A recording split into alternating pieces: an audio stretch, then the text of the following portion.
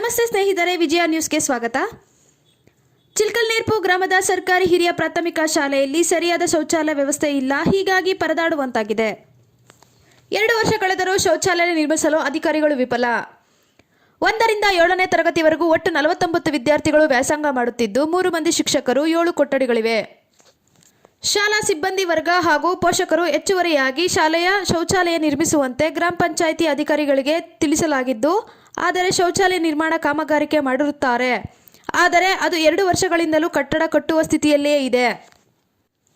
ಶಾಲಾ ಸಿಬ್ಬಂದಿ ವರ್ಗ ಹಾಗೂ ಪೋಷಕರು ಹೆಚ್ಚುವರಿಯಾಗಿ ಶಾಲೆಯ ಶೌಚಾಲಯ ನಿರ್ಮಿಸುವಂತೆ ಗ್ರಾಮ ಪಂಚಾಯಿತಿ ಅಧಿಕಾರಿಗಳಿಗೆ ತಿಳಿಸಲಾಗಿದ್ದು, ಆದರೆ ಶೌಚಾಲಯ ನಿರ್ಮಾಣ ಕಾಮಗಾರಿಕೆ ಮಾಡಿರುತ್ತಾರೆ. ಆದರೆ ಅದು 2 ವರ್ಷಗಳಿಂದಲೂ ಕಟ್ಟಡ ಕಟ್ಟುವ ಸ್ಥಿತಿಯಲ್ಲೇ ಇದೆ. ಇದರಿಂದ ಸಿಬ್ಬಂದಿ ಹಾಗೂ ಪೋಷಕರು ಅಪೂರ್ಣಗೊಂಡು ಶೌಚಾಲಯ ಬಗ್ಗೆ ಗ್ರಾಮ ಪಂಚಾಯಿತಿ ಅಧಿಕಾರಿಗಳಿಗೆ ಅನೇಕ ಬಾರಿ ಮನವಿ ಸಲ್ಲಿಸಿದರೂ ಯಾವುದೇ ಪ್ರಯೋಜನ ಆಗಿಲ್ಲ ಎಂಬುದು ಮಕ್ಕಳ ಪೋಷಕರು ಹಾಗೂ ಗ್ರಾಮಸ್ಥರ ದೂರು. ವರದಿಗಾರರು ರಾಮಂಜನಯ್ಯ ಎಸ್, చేలూరు, విజయ న్యూస్. ఎవరికైనా పట్టించుకుంటాను. నేను ఈ పని చేసిన వాళ్ళకి కాంట్రాక్టర్లకి 3 నెలల ఇంకా నేను చెప్తా ఉన్నాను. ఆర్టీ ప్రసాదకు చెప్పినాను, అనిల్కి చెప్పినాను, నరేష్కి చెప్పినాను. అగో చేస్తాం ఇగో చేస్తాం అంటూనే ఉన్నారు. వాళ్ళకి చేయలేదు. కాంట్రాక్టర్లకు ఎవరన్నా మీరే పిల్లండి మేమే చేపిస్తాము అంటే ఎవరన్నా పంపించింటే వాళ్ళకి రేటు కుదరక వాపసు పంపించేసినారు. బాత్రూంలో పోయేకి అవి అనుకూలం లేదు. దాని లేకంతా పాములు చేరేసిండాయి. బేసిన్లో బిగించినారు, అర్ధం బిగించేసినారు, అవి అట్లా వేసి పెట్టేసినారు. నల్లీలకి నీళ్ళు లేదు. నీళ్ళు ప్రాబ్లం చాలా ఇది అయిపోయింది. భోజనాలు చేసేదానికి వాళ్ళు ఇంటింటికి ఒక బిందె ఎత్తుకొని పోయి ఎత్తుకొచ్చుకుంటా ఉన్నారు ఆడవాళ్ళు.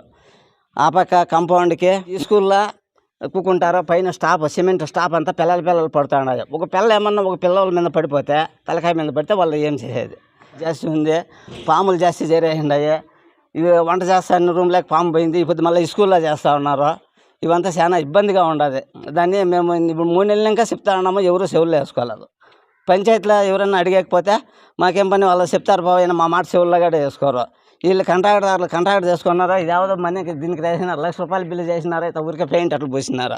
అంతా లక్షలే కావాలా ఎత్తుకొని వెళ్ళిపోతారు. మళ్ళీ వీటిని పట్టించుకోరు. స్కూల్కి అధ్యక్షుడు మేము 2 దఫాలు ఇచ్చి పంచాయతీలో పోయినా చెప్పినా కూడా వాళ్ళు చెవుల్లో వేసుకోలేదు. అది బాత్రూమ్లు లేవు, నీళ్ళు సౌకర్యం లేదు, డోర్లు లేవు. చాలా పిల్లలు బాధపడుతున్నారు. నీళ్ళు సంపులో ఇంకా తోడుకొని అవుట్ సైడ్ పోవాల్సి వస్తుంది. దాని నుంచి ప్రాబ్లం ఉంటే మేస్ట్లు మేము ఇద్దరు పోయి చెప్తే వాళ్ళకి అడిగితే ఏం చెప్పారంటే 3 నెలల రెడీ చేస్తామని చెప్పిరే. ఒక బిల్లు కూడా ఏం లేదు. నువ్వు మేము నిదానంగా చేస్తాము, మాకు బిల్లు ఏంలా, నిదానంగా చేస్తాము, మాకు ఎవరికన్నా చెప్పుకోపోండి, మాకు బిల్లు ఏం లేదు అని చెప్పిరే.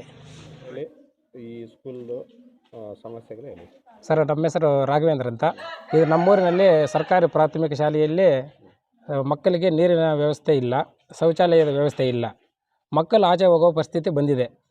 ಇಲ್ಲಿ ಎಲ್ಲ ಇರೋದು SC ST ಜನಾಂಗಕ್ಕೆ ಸೇರಿದ ಮಕ್ಕಳು, ಎಲ್ಲ ಬಡ ಮಕ್ಕಳಿದ್ದಾರೆ. ಇಲ್ಲಿ ಏನು ಮಾಡಿದ್ದಾರೆ ಅಂದರೆ, ಇಲ್ಲಿ ಗುತ್ತಿಗೆದಾರರು ಎಲ್ಲ ಕಾರ್ಯವನ್ನು ಮಾಡಿ ಎಲ್ಲ ದುಸ್ಥಿತಿ ಬಂದಿದೆ. ಏನೂ ಚೆನ್ನಾಗಿ ಮಾಡಿಲ್ಲ ಕೆಲಸಗಳು. ಅದೇ ರೀತಿ ಮತ್ತು ಯಾವುದೇ ರೀತಿ ಇಲ್ಲೇ ಅನುಕೂಲ ಇಲ್ಲ ಮಕ್ಕಳಿಗೆ.